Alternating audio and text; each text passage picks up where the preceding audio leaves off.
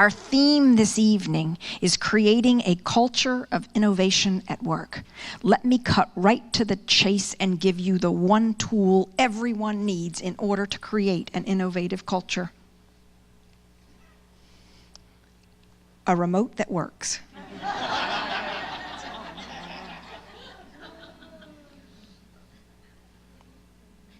We tested it. There we go. If only it were as easy as me giving you a crystal ball, right? But in the absence of a crystal ball, what can we do? Well, there are 3 tips that I'd like to share with you this evening that will help us to be able to be more innovative in our work. When I was about to graduate from college, I was invited to be a part of a focus group. 20 of us were brought together, and we were asked this question. Imagine that you could have a phone that you could carry with you. How might you use it? What would you do with it? After much debate, the 20 of us unanimously agreed we would not use such a device. There was no reason for it. We couldn't even imagine one benefit that might come from a phone. We couldn't see into the future and anticipate the ways that people might use a phone. I realize that a group of people had the ability, without a crystal ball, to connect the dots between a more mobile society and phones that didn't have lines. As an executive coach and a high-performing teams consultant, I now realize that we were missing a skill. We were missing an ability in that focus group. We lacked a skill that the people who designed mobile phones had. It's futuristic thinking. It's a skill. It can be developed. What is it? It's the ability to imagine, to envision, to project, and to predict what's coming, what has not yet been realized. This is a list of 25 different competencies, skills that people need in order to be effective in the workplace. I use an assessment that helps us to understand an individual's competency hierarchy. We can also do this with a group, with an organization, and we can see the impact on a team. But one of the things that we know is that futuristic thinking is consistently the lowest competency. In fact, less than 3% of the U.S. population has some mastery in futuristic thinking, and globally, it's even less than that. So this triggers us to ask some questions that are important as it relates to innovation. How many of us are hindering the growth of our organizations because we lack the skill of futuristic thinking? And how many of us are listening to the people who have developed this skill? Or are we calling them a little crazy? And next, what can we do now to begin to create a culture of futuristic thinking in our leaders and in our teams so that we intentionally build more innovative cultures? That's where we're going this evening, and we intend to bring this topic fully alive for you. And what I've just done is begun to describe step 1. It's raise everyone's awareness of the skill of futuristic thinking. Help everyone in our organization to begin to talk about and anticipate what's coming. I'm moving into the second step here. It's paying attention to what's changing. Beginning to capture and notice the trends. Let me give you an example of this. How many of you were told at some point in your life you should never talk to strangers? Raise your hand if you've heard that before. Look around the room.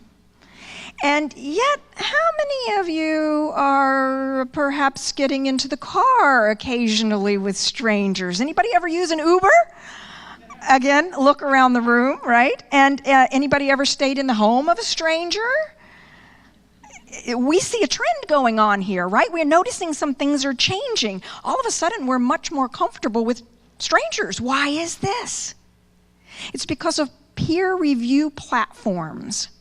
They're changing the way we think. They're changing the way we act. I, for example, have completely changed the way I plan where I go to eat or where I go on vacation. I use TripAdvisor or something like it. These peer review platforms are changing what we think of as expertise and what we think of as authority. We much prefer to get our peer feedback when we're making decisions about what's important to us. So this societal shift and the new sharing economy are causing major disruptions and opportunities for innovation. But chances are you already knew what I've just shared with you because you've been watching. You've seen these changes. But what you might not have realized is that peer review platforms are just one of 8 major disruptors on the horizon. Work done by my colleague, Dr. Andrew Ward, who happens to be here with me this evening. Thank you, Andrew, for being here.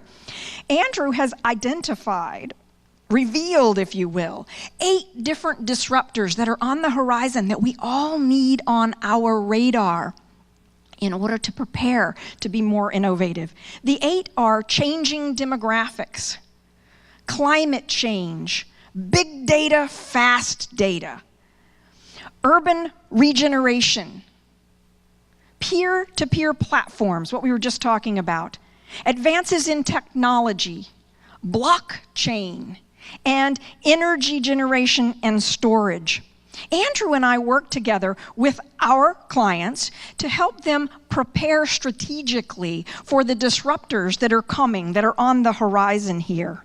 So what I've been talking about is step 2. It's paying attention to current trends and the disruptions that are predicted for the future. We'll move into the next step here. It's beginning to think about how can we get our teams, how can we get people to apply futuristic thinking in their conversations. And tonight I want to scratch the surface here. I want to dig a little deeper, if you will, to show you how you can tee up some of these conversations in your own organization. We don't have time this evening to talk about all 8 of the disruptors. So what we'll do is we'll look at changing demographics. And thanks to medical advances, people will live longer, healthier lives.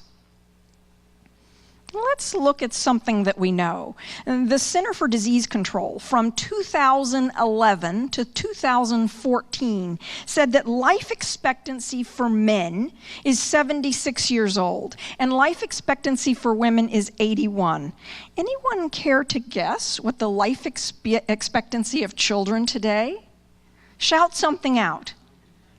I'm hearing 90s. Anybody want to go a little higher? 95. It's actually, according to Linda Gratton, in the 100-year life, 104. I hear the gasp. Whoa! What does this mean? Well, many of us, if we choose to, could be working into our 80s or maybe even our 90s and enjoying it. What does this mean for talent at work? What does this mean for those of you who have careers in human resources and talent management? Well, we need to tee up some conversations about changes that are coming, and we need to know how to do that. What do I mean? I'll give you more examples here. Labor laws. It's a little silly for age discrimination to kick in at 40 if people are working into their 80s and 90s, right? Something needs to change. And how about pay structures? If you are going to work into your 80s, is a 3 or a 5% increase every year reasonable? Can organizations sustain that? No, they can't continue to be profitable and sustain that. What we know is that there is a correlation between age and performance and increases in pay, increases in value. But after a couple of years in a row, we hit a point of diminishing returns. And so we may need to rethink our expectations of how we get paid and how we pay people as a result. Now, this will also likely have a significant impact on how we think about career paths, how we make choices about the types of work that we do. This happens to be a picture of my son and some of his fraternity brothers. My son is William on the left there, and in this picture, he is actively involved in and founded the Tail Wagging Readers program. He will likely use his interests to parlay, to create a conversation, a story about what he does, what he likes to do, and that will likely open the doors for his first career. But did you know that people his age will likely have 40 different roles that are based on project work? We will need to think about careers in entirely new ways. We'll need to think about having portfolio careers. What do I mean by that? Well, imagine this. Somebody might start off as a chef and find that he really loves cooking, but over time begin to develop an interest in photography and decide perhaps to bridge from where he is to where he wants to go, and he becomes a food photographer. And then after a while, he may notice that he has great interest in taking pictures of places that speak to his heart and bring out his spirit. And then over time, he may decide he wants to become a minister.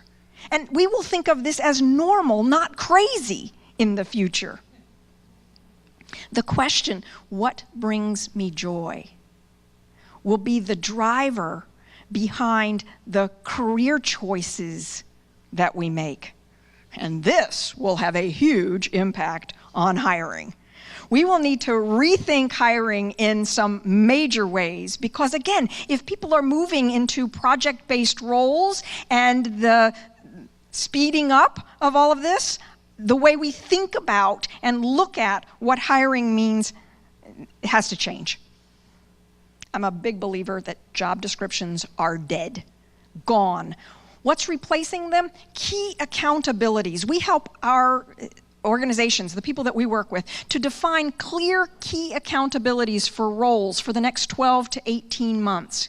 And we've done away with job descriptions. What else is going? The resume.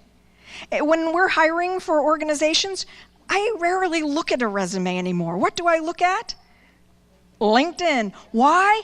Because if your LinkedIn page shows a history of interest in something, and if it shows the right network, and if it shows the right recommendations and endorsements that relate to the work you'll be doing here, I know you're probably going to be a much better fit. And if you've put it out there publicly on LinkedIn, chances are I can count on it. Right? And if we're not already connected on LinkedIn, please feel free to send me an invite to connect. What else is changing? Annual reviews. General Electric has done away with annual reviews and its traditional performance management system for its 300,000 plus employees. Done away with it. They're not the only ones. What's replacing it? Feedback via an app. Robust, rich feedback regularly, conversations that help us to know how are we doing against our accountabilities. We work with organizations and we've identified 12 different types of conversations that people need to know how to have in order to be effective in the workplace. And being able to give feedback in real-time, rich ways is vital. In order to give that kind of feedback, though, we have to create high-performing teams. We have to create teams where people have a sense that when you win, I win. We work together. We collaborate. We really understand that you have strengths and you have blind spots. And it's my job to help cover your blind spots if we're going to work effectively as a team. We've got to have a language for what it means to be a high-performing team and to continue to grow together to meet our accountabilities. In order to be a high-performing team, sometimes we have to do step 3. And that is find ways to shift attitudes and mindsets that thwart innovation. This third step is often what gets in the way for teams. Well, what do I mean by this? Thinking is at the heart of how we create a culture of innovation. Our mindsets about what we expect. When we shift mindsets, that's how we can begin to get new results. So how do you challenge people to think outside the systems that they already know that they might perceive themselves to be experts in? How do you get them to imagine other, better ways of doing things? As teams, we need to know how to do that with and for each other. And how do we mitigate resistance to change? One of the keys to this is creating a shift between the employee mindset versus the stakeholder mindset. What do I mean by this? Let me bring this alive here in sort of a point by point. In the employee mindset, I'm asking questions like, when do I have to work? What's my schedule? 9 to 5, 2 to 10, and where's my seat? Versus in the work stakeholder mindset, I'm asking a completely different question. What are my deliverables? What is the customer expecting? Who is my customer? Maybe it's an external customer, maybe it's an internal customer, but my schedule is secondary to that. If I need to be at my son's soccer game on Tuesday afternoon at 3, I go do that because I know I can manage my schedule as long as I'm meeting my deliverables. In the employee mindset, we ask, what's my job? And if it's not my job, why should I do it? Or, oh, I don't want to step on their toes. I don't know that I should be asking questions about things that aren't in my area. So we're not as invested in the team's success. Whereas in the work stakeholder mindset, we're asking questions about what are we committed to together? What are we taking on?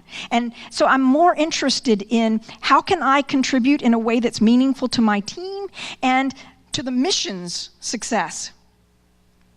In the employee mindset, who will tell me what to do? I'm waiting for top-down communication. I'm waiting for someone else to figure it out and then program me. Very different from the work stakeholder mindset, where I'm asking who owns the decision for this particular accountability, and how can I engage with that person so that we understand each other's perspectives? And then, what if I do something wrong? This is very much the employee mindset. I'm afraid, I'm going to finger point, I'm going to be engaged in blaming perhaps, or maybe even some CYA tactics. Very different from what's going on when we have work stakeholder mindset. In this, we see people saying, let's learn fast, let's fail fast, let's experiment. Let's do an experiment for the next 30 or 60 days and see what we can learn from it, and let's do it together so that we're creating a culture of learning. So what does this mean for you? If strategy is on the agenda and you're thinking strategy is not my department, you're in an employee mindset. If strategy is on the agenda and you're saying, how can I get clear about the best ways to share and collaborate with the person who owns the decision about that? How can I share my point of view so that he or she can benefit from the experience that I have? Now we're in the work stakeholder mindset. But creating these mindset shifts isn't so easy. Let me show you why. Imagine that a scientist created a pill that you could take, and when you take it, you get to live to be 104 with no health challenges at all. In fact, you get to be robust and vital, alert and alive until you're 104. Oh, and by the way, this pill, it costs $100. How many of you are going to take this thing with me? Look around the room. Many of you are taking this with me, right? Yes! But what if you're a doctor or a nurse or you work for an insurance company or you work for a medical devices company? What then? Right? You're probably going to experience resistance. Are you going to get behind it and say, let's shift this even though it's potentially going to dramatically change my career? So, resistance is rooted in fear because the losers lose big. If you work in a manufacturing organization and a robot takes your job, There's no guarantee you will ever regain your economic footing. You may have to relocate your family. Big change comes in your life, right? That's resistance. We've all seen that. There are no guarantees. But here is the elephant in the room. We are all biased to what benefits us. And when we are afraid, we have a tendency not to see opportunities. And this is why emotional intelligence is so important. We need to learn how to identify and recognize fear and learn strategies and systems to work through our fear so that we don't let that stop us, so that we don't let our resistance get in the way of productive change. So if your job is on the line, or if you're in an organization where significant change is coming, don't you think it's better to imagine solutions than to resist the inevitable? What can we do instead? We can look at the trends and we can ask ourselves the question, what excites me? What triggers joy in me? How can I dive into this? The fact is, resistance will probably hang around for a while. It was there when the 20 of us were asked the question about the mobile phone. We just couldn't see the benefits of a mobile phone because of our own resistance to what it meant to our perceived lack of free time or intrusion on our free time. And this triggers more questions. We each need to ask ourselves, in what ways do I resist innovation? And what is my fear underlying that resistance? Can we spot that in ourselves? And to what extent is that fear shared by others around me or by my organization? Is my organization creating some sort of fear that's holding us back? And how can we move through that fear to focus on the benefits and to begin to see solutions that we could bring to our organization? We ask these questions as a way to be open to new innovations. So let me summarize quickly my 3 key points here. Number 1 was raise awareness of futuristic thinking. Ask people to apply this skill to the organization and to their own careers. This will result in a climate of continuous learning. And second, pay attention to the current trends and disruptions. They're out there. Connect the dots around what's happening now and see the big picture that leads to the future. This is the application of futuristic thinking.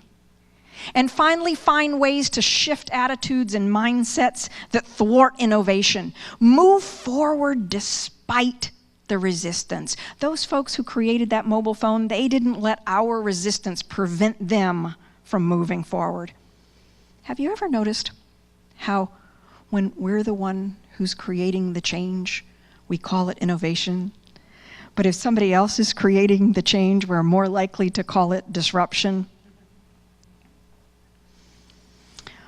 What do Atari, Apple, and Walt Disney Imagineering have in common? Clearly, they're organizations that are known for having been highly innovative, right? I find something else very fascinating. They have an individual, his name is Alan Kay, who worked for all 3 of these organizations at the time they were in their heyday. And he was the kind of leader who lived his motto: the best way to predict the future is to create it, invent it. When I look in my crystal ball, I see you being bold enough to get clear on what it is you want to create, what it is you want to invent. I see you creating work cultures where people can have fun innovating, creating, playing together. Thank you.